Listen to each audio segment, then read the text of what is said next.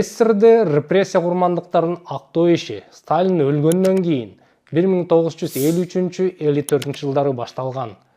1960 жылдары бул иш солгундап кетип, кийин кайра 1980 жылдардын аягында жандана баштаган. 1988 жылы СССР Жогорку Кеңешинин президиуму саясий 58 контрреволюциялык берене боюнча кесилгендерди актаган. НКВДга караган тройкалардын өзгөчө кеңешмелердин чечимдерин жокко чыгарган. Бирок ал жерде актоого жатпай тургандардын да тизмеси болгон. Ага мекендин чыккынчылары, киши өлтүргөндөр сыяктуу оор кылмышка айыпталгандар кирген эмес. Балдарына өзөк жалгатам деп айдоодон машак терип жүрүп кармалып, ууру катары соттолуп кеткендерди кандай кылабыз?